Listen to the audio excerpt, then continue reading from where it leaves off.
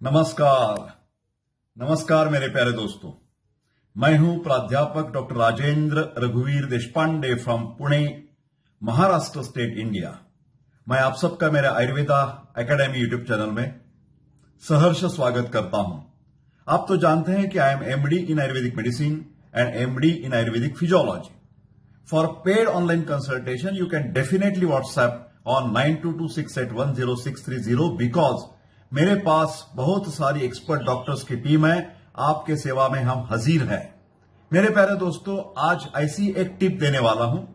ज्यादातर कब्ज की शिकायत, जिसको अंग्रेजी में कॉन्स्टिपेशन बोलते हैं, बहुत सारे लोगों को परेशानी कर देती है। क्योंकि जब गुड मॉर्निंग नहीं हो पाता तो आपका दिन, पूरा दिन अच्छा कैसे जा सकता है। सुबह सुबह जिस व्यक्ति को टट्टी बहुत सारी अच्छी तरह से हो जाती है, उसके जैसा आनंदी व्यक्ति आपको नहीं मिलेगा। वो बहुत खुश रहता है। जब आप पूछते हैं कैसे हो आप, तो बाहर से तो बोलेगा वो बहुत अच्छा है, फिर अंदर में कुछ परेशानी है, कुछ शिकायत है शारीरिक, तो वो मतलब सुपरफिशियली बोल रहा है आपके साथ। तो कॉन्स्टिपेशन, कब्ज की शिकायत, और इसका एक सीधा साधा कारण है। मैं अभी बात करने वाला आज इस वीडियो में सिर्फ एक्यूट कॉन्स्टिपेशन के बारे में, जिसको आयुर्वेद में आशुकारी मलावष्टंभ बोला है। आशुकारी मतलब 1, 2, 4, 5 दिन की बात है। ऐसा नहीं कि सालों महीनों तक मेरे को यह तकलीफ हो रही है, कब्ज की शिकायत, कॉन्स्टिपेशन की शिकायत अभी चालू हो गई है, 8 दिन हो गए, 10 दिन हो गए, तो उसकी सिर्फ चर्चा इस वीडियो में की जाएगी। क्रॉनिक कॉन्स्टिपेशन के लिए मैं अलग वीडियो बनाने वाला हूं। पुराने वाली कब्ज की शिकायत बाद में देखेंगे। आज क्या देखने वाले हैं? एक्यूट जो कॉन्स्टिपेशन है, आशुकारी जो कब्ज की शिकायत है, उसके बारे में एक टिप्स देता हूं। सबसे महत्वपूर्ण 3 कारण उसके होते हैं। ध्यान से सुनिए, एक्यूट कॉन्स्टिपेशन के महत्वपूर्ण 3 कारण आपको ध्यान में रखने की जरूरत है, और यह चेक करना पड़ेगा आपको। आप खुद चेक कर सकते हैं। पहला वाला रीजन है कि हमारी जो गुदा का भाग है, हमारी जो एनोरेक्टल रीजन है, उसमें कुछ तकलीफ है, तो पेशेंट उसका जी नहीं करता कि कब्ज मतलब टट्टी अच्छी हो जाए। उसको परेशानी होती है क्योंकि वहां दर्द ज्यादा होता है।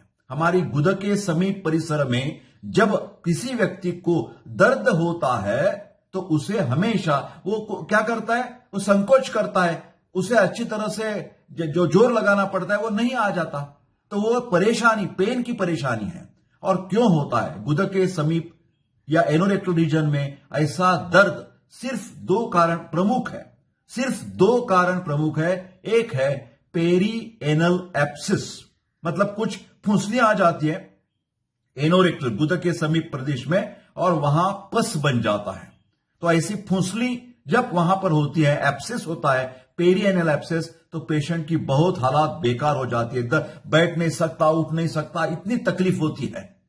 तो ये एब्सिस जब पका हुआ नहीं है, मतलब उसके 3 अवस्था होती है ना, इमैच्योर, मैच्योर करके, तो जब पस भरने की प्रोसेस चालू हो जाती है, वो बहुत बहुत बहुत दर्द होता है। जब तक वो फट नहीं जाता तब तक वो पेन चालू ही रहता है। तो ऐसा अपने आप फटने मत दीजिए। आप तुरंत डॉक्टर के पास जाइए, वो देखेगा, एग्जामिनेशन करेगा, और जब उसको देखेगा कि वो पेरिएनल एब्सिस है तो उसको इंसिजन एंड ड्रेनेज कहते हैं। ये जनरल फैमिली फिजिशियन भी अपने अपने क्लिनिक्स में ये ओपीडी स्तर पर कर सकते हैं, इंसिजन एंड ड्रेनेज। नहीं तो कभी कभार रेफर करेंगे, हॉस्पिटल में जाइए और वो कट करवा दीजिए। कट करने से पस निकल जाता है, उसकी अच्छी तरह से व्रणारोपण करना, आयुर्वेद के हिसाब से उसका ड्रेसिंग करना पड़ता है। उसके लिए बहुत सारे हमारे पास शतधौत घृत है, जात्यादि तैल है आयुर्वेद में, उसके द्वारा वो बैंडेजिंग किया जाता है।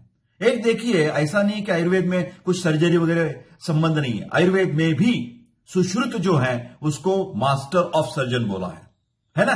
तो सर्जरी है हमारी, और वहां पर जब पेरिएनल एब्सिस है तो आयुर्वेद वैद्य कहते हैं तत्र धन्वंतरियाणाम अधिकारः।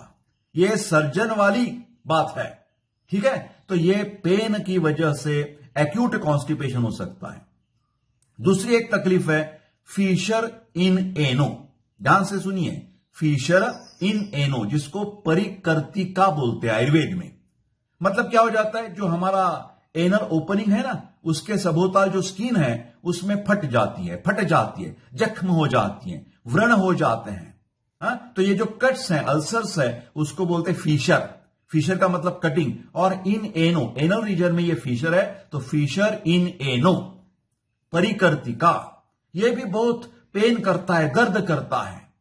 टट्टी करने के समय जी घबरा जाता है वो व्यक्ति का, हाँ, क्योंकि इतना पेन होता है कि पूछो मत। और एक बात होती है कि ये शिकायत ज्यादातर क्रॉनिक कॉन्स्टिपेशन जिसका अलग वीडियो मैं बनाने वाला हूं, क्रॉनिक सालों तक, महीनों तक उसको कब्ज की शिकायत है, तो उसके बाद प्रवाहन करने की वजह से, स्ट्रेनिंग करने की वजह से वो स्किन उधर फट जाती है। तो फीशर इन एनो, ये इसके द्वारा भी एक्यूट कॉन्स्टिपेशन बनता है।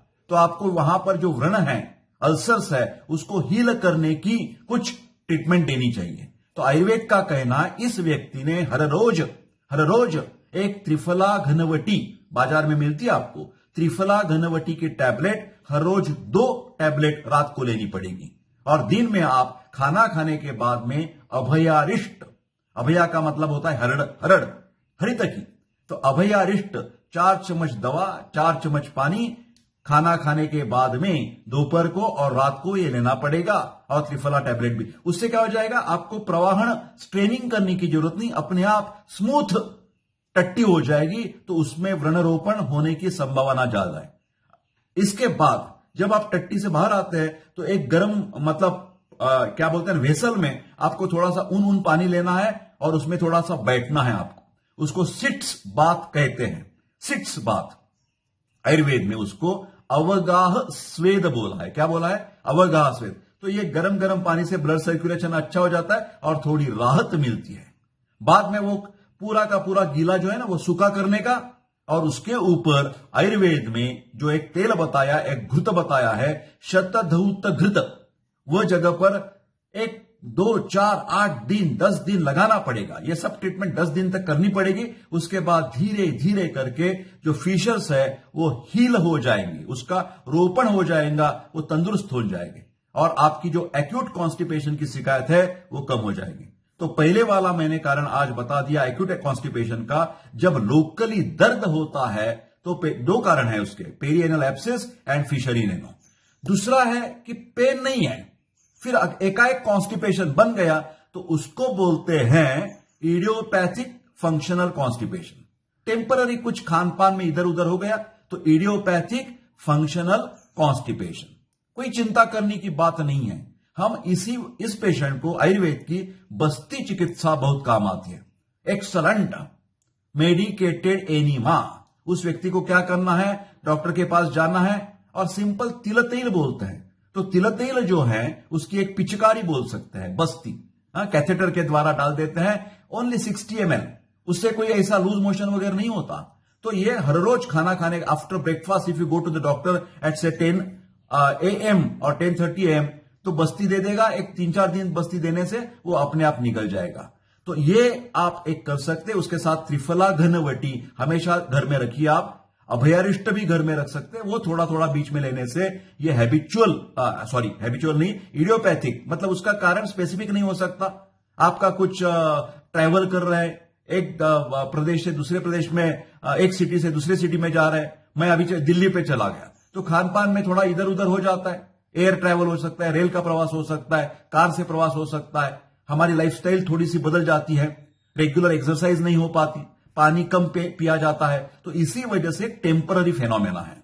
और आखिर में एक कारण, बहुत ही सीरियस कारण है मेरे प्यारे दोस्तों। जब उस कारण से ये एक्यूट कॉन्स्टिपेशन है, तो आपको इमीडिएटली इमरजेंसी ट्रीटमेंट देनी पड़ेगी। क्या है सर?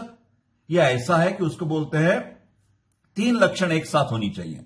एब्सोल्यूट कॉन्स्टिपेशन, 3-4 दिन से उस व्यक्ति को बिल्कुल गैस भी पास नहीं हुआ, और बिल्कुल कब्ज है, स्ट्रांग, हार्ड है, और पुराने नहीं था, ये पहली दफा हो गया है।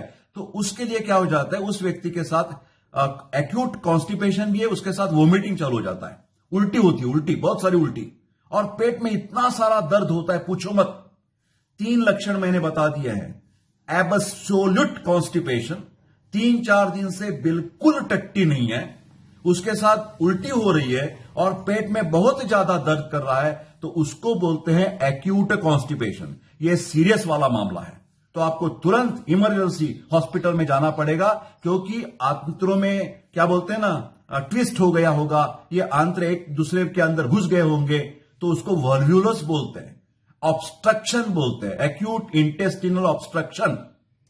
तो ये बहुत डेंजरस है। उसके लिए पहले सोनोग्राफी करनी पड़ती है, एक्सरे निकालना पड़ता है, गैस अंडर डायफ्राम ऐसी इमेज हमें मिल जाती है, तो ये सोनोग्राफी ये सब करना पड़ता है और जरूरत पड़ने पर उसको तुरंत सर्जरी करनी पड़ती है।